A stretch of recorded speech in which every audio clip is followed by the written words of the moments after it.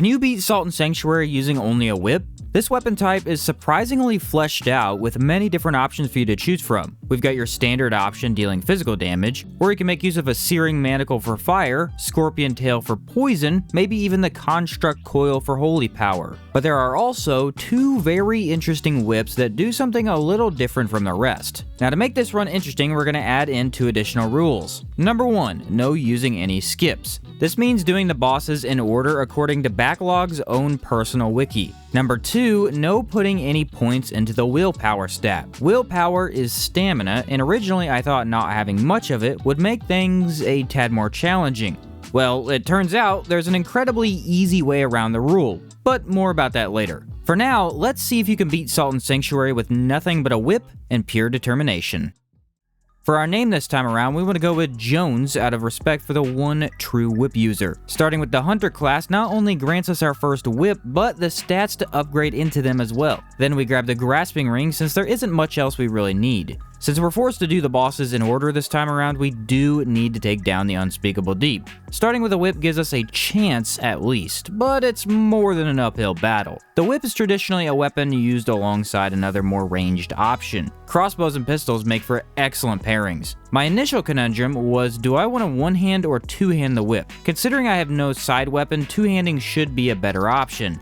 Well, not exactly. For me, the attack pattern of the one-handed felt way more versatile, and since the one we have now only scales in dex, it doesn't get the two-handed damage boost anyway. The damage right now is even lower than low, but with very fast attacks that use minimal stamina, I'm able to come out on top. First try, somehow, as it was a 6-minute slog. This does reward us with a Shimmering Pearl we're going to need later and 8,000 salt to boost our start significantly. I decided to join the 3 Creed because that's one of the only few I haven't beat the game in yet. They don't have much really, but their healing options are solid. At the Sanctuary, I can level up my dex by +10 and gain an extra heal. I do scurry up to the Bandage Ring for right now, although it won't be 100% necessary this time around.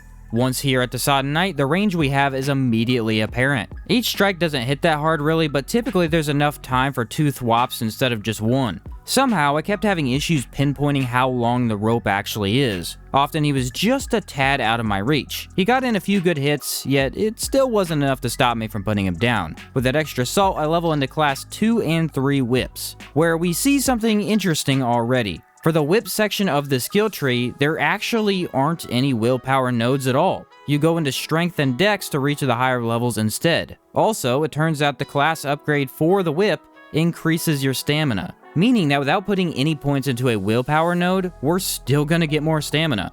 Oddly convenient, if I do say so myself.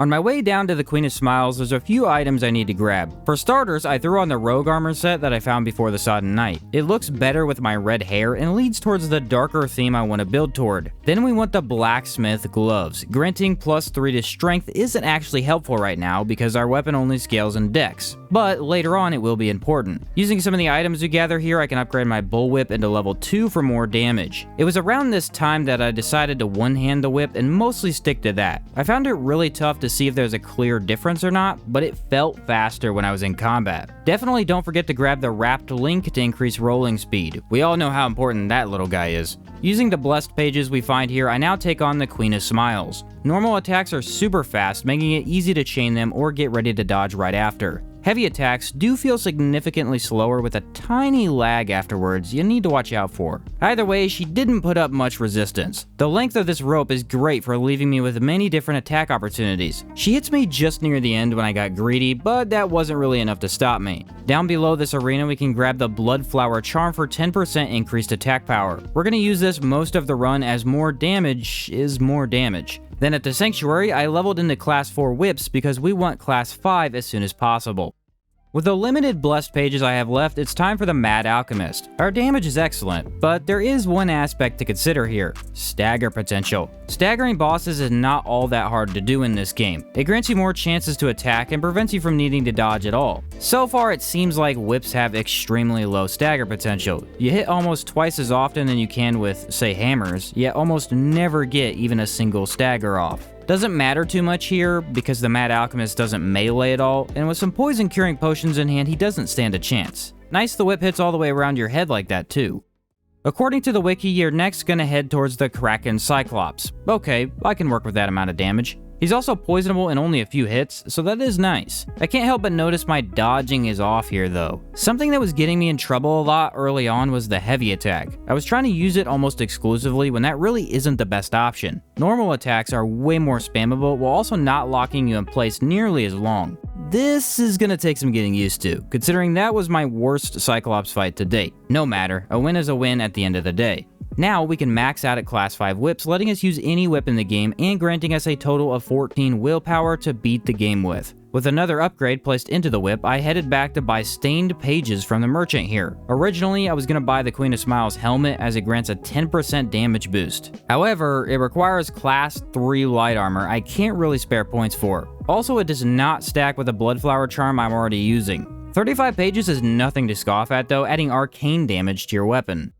On my way to the false Jester, I was sure to drop down a few platforms and pick up the plated band ring, increasing strength by 3. Again, strength doesn't help us right now, but it will very soon. Stained pages make us deal more than solid damage here. For sure not a perfect fight, mainly due to the dark arena really throwing me off. I honestly cannot remember it being so dark in here, that's really odd. Luckily, my healing items are quite solid. As I go through these runs, I'm trying to fully experience the game, using every weapon type, trying different armors, messing with ring combinations, and of course taking different creeds. The 3 are tough to select as they offer almost nothing. I think they have a ring to increase consumable damage, but not much else to entice you. Their healing option is a quick heal though that lasts longer than I thought it would. With a bit of rolling back and forth, we vanquish the Jester and run behind to grab the totem brand. For now, we're going to throw 4 points into Dex to boost damage as I'm a bit worried about the dragon coming up.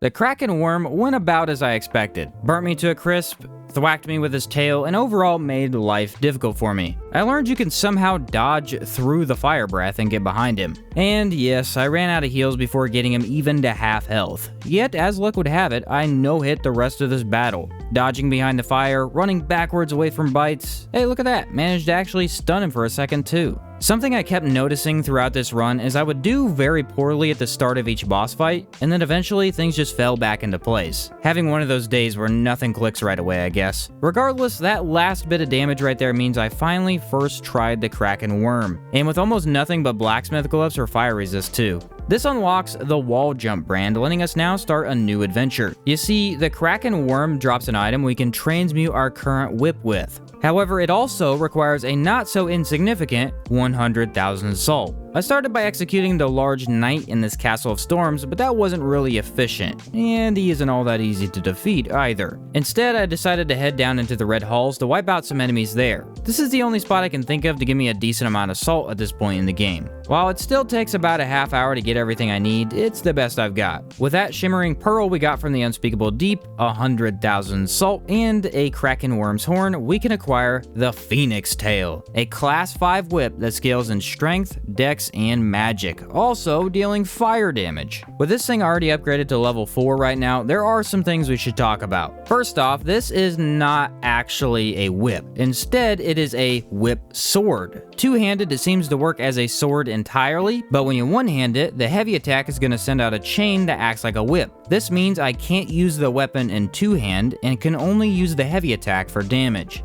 as this obviously isn't a sword run. Also, the weapon happens to upgrade using fire-based items, which are not early game accessible whatsoever. But gosh darn it, this weapon is fun to use. It looks like a monster with this dragon mouth at the top, and the fire damage stomps everything in your path.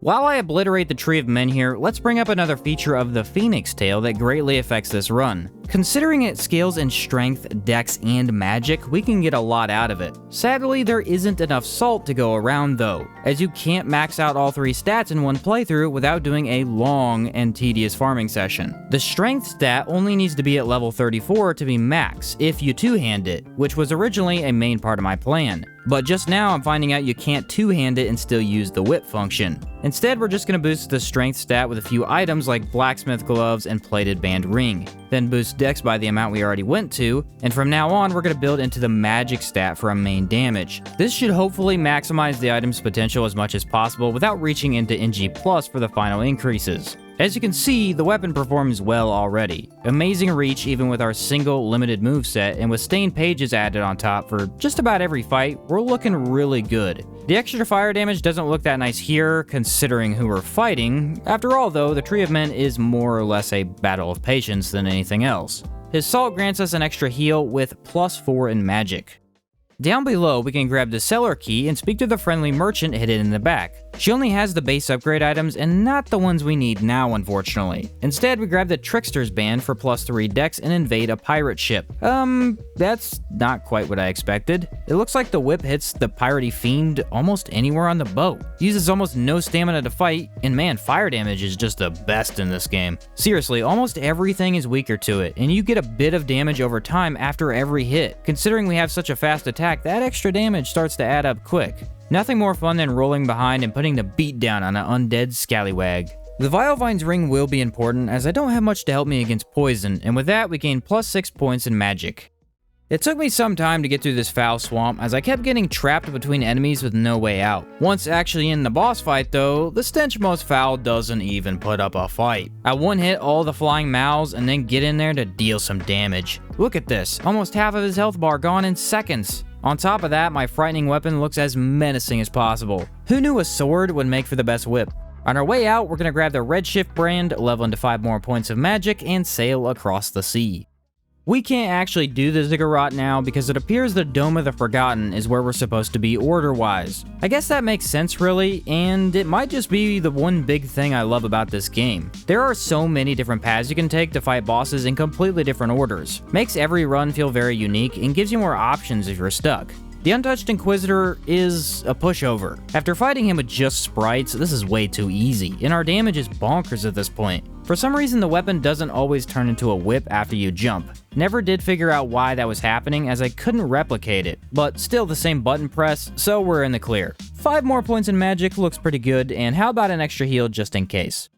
And the third lamb proves 2 things to me. The first being that fire damage is off the hook. I always deal so much damage with Holy, but fire still beats it every time. Second being that the third lamb's moveset is actually really easy to get down. The one difficult attack to dodge is his slam down. You're supposed to roll in rather than out, but I always seem to be headed in the wrong direction for that one. Once again, the range of this whip is so perfect you can attack more often than usual and still be out of reach from the boss's attacks. Finish him off just in the nick of time. Make sure to grab the Hard Light brand and back to the ziggurat we go. Typically, I would go up against the Bloodless Prince first, as I always skip past this area anyway, but it looks like the Dryad King is supposed to be our target instead. On my way to him, I decided to drop off the Gravity Totem early, and what do you know, the Stone Charm is located here. I actually switched out for this one for the rest of the run, as it increases stagger damage. We do lose 10% damage from the other charm, but I figured since we're doing so well already, we might as well boost the whip's biggest weakness. Dryad King is still the Dryad King. Really easy attacks to avoid. Although this time we're not really crushing him as fast as we usually do. This is one of the very few bosses highly resistant to slash and oddly enough not very resistant to fire. In fact, I think this is the lowest damage we deal to anything so far. A more important question would be, did I notice a significant increase to my stagger damage with the new charm? Yes and no. It definitely does stagger now, while it almost never did before, but it's still not all that often. For sure the go-to, since any amount of stagger makes every boss easier. It's more about attacking fast and dodging for the whips though. Also, if you can't tell, the no willpower rule didn't really come into play much. Whips just don't use much stamina, and with the minimal increase we got from class increases, we have more than enough. One last stagger to slow him down, and the king is dead. It's time we grab the dart brand to throw 4 more points into magic.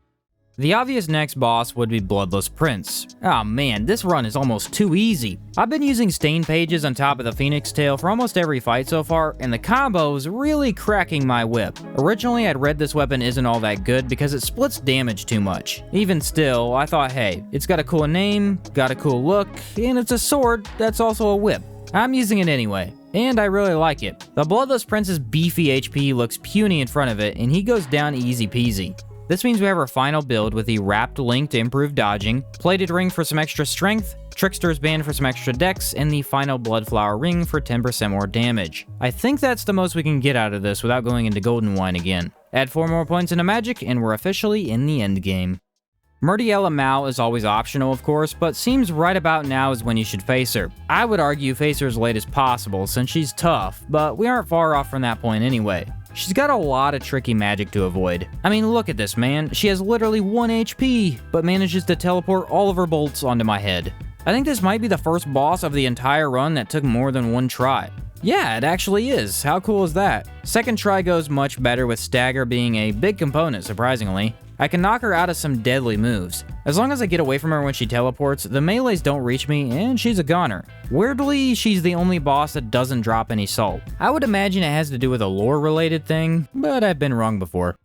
Ronin Cran actually doesn't take a lot of damage this time around. Oh yeah, I forgot. He's heavily resistant to slash, and when buffed, really resistant to fire as well. At least it looks that way. Whips are a bit weird, as most of them deal slash damage, the type of damage related to sharp weapons such as swords. But a few of them deal both slash and strike. The Phoenix Tail deals 25% slash, 25% strike, and 50% fire, which is why when fire isn't hitting as hard, the damage kinda tanks. Ronin's moveset isn't all that difficult though. A couple of rough hits here and there when I get a little slap happy with my whip, but finally a time where less stagger gives me more chances to hit. A longer fight than usual, but we got there eventually.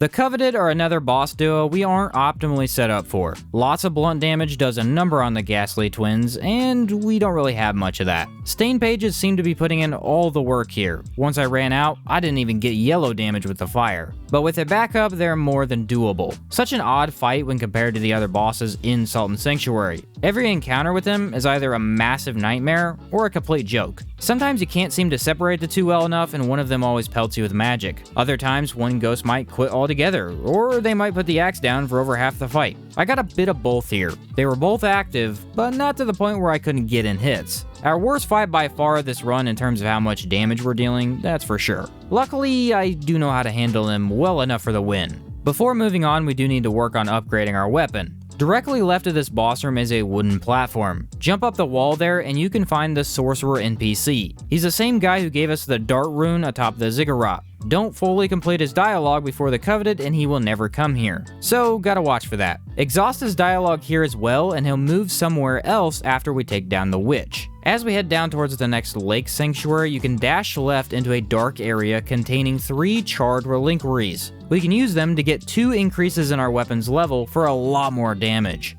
Like I said, you can't get the upgrade items for this weapon until late game, and even then, they're a little bit hidden to say the least.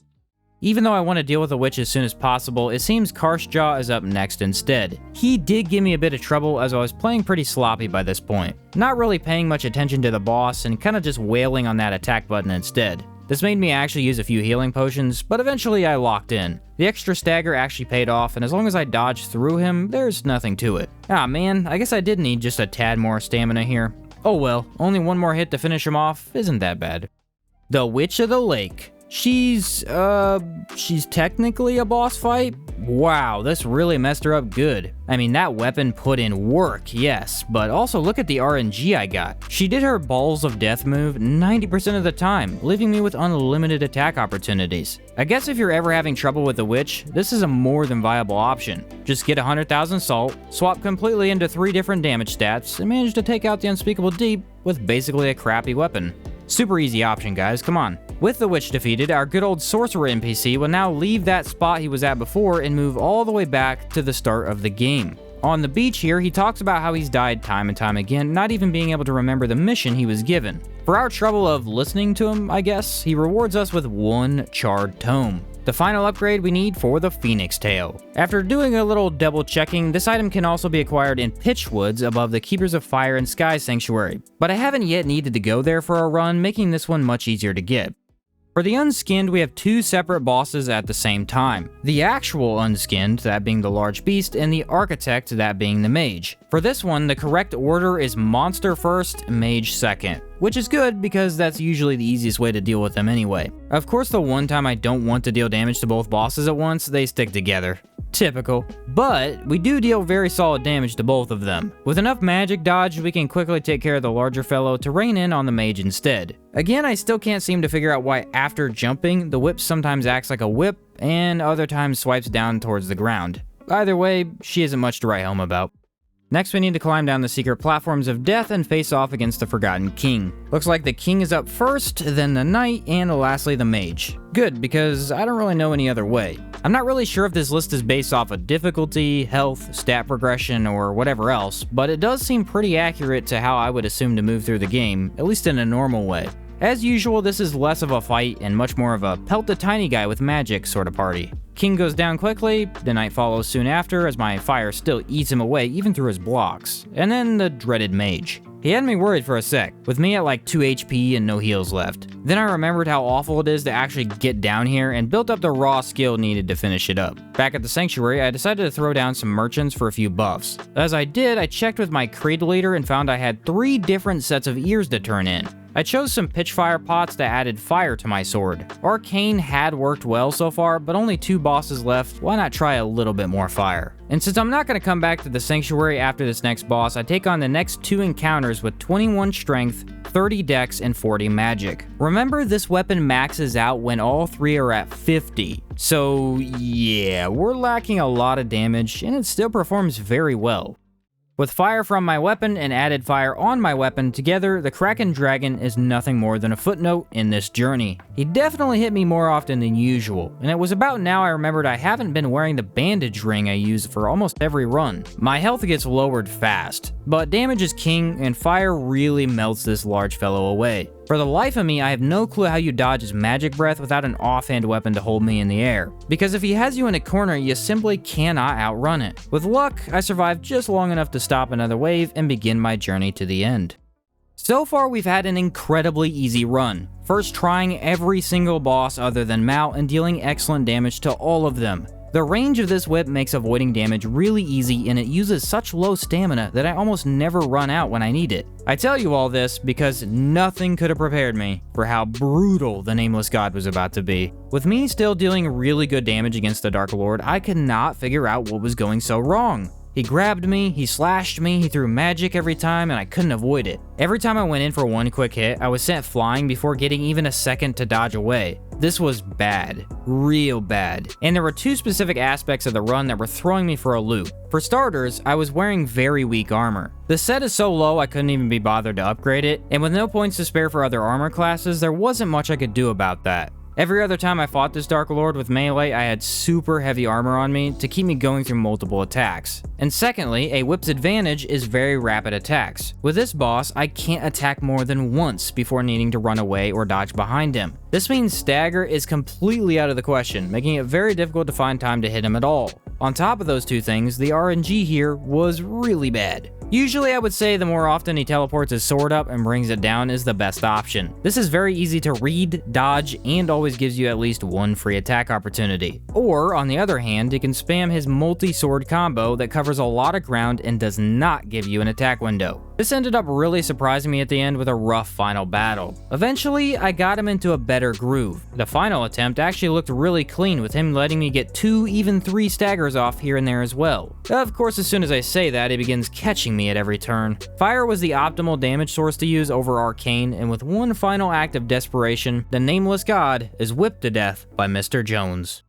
Can you beat Sodden Sanctuary using nothing but a whip, no skips, and no upgrades into willpower? Oh, absolutely. The whip part of this skill tree is so good, in fact, that you get free stamina without ever even building into willpower nodes whatsoever. And whips are probably the best I've seen in a video game. I definitely see them being designed around using your offhand option as well. A whip plus flintlock build would demolish for sure. As for the no skips, that was pretty fun. Made a few of the earlier bosses a lot harder, mainly the Sodden Knight and Cyclops because they're really easy to come back to after overleveling. Heck, I would even recommend the Phoenix Tail as a whip of choice considering how powerful fire is. For sure it's going to get way better in NG+, where you can fully level into all the different stats, but I mean, look at the thing. How could you bypass such a monstrosity? It's sword whip for me every day. Hopefully you enjoyed this video, and let's see, we'll either do ore only next, or maybe big hammer. I haven't decided yet. Still need to do magic only as well, but not quite yet. Anyway, thanks for watching, and I'll catch you next time.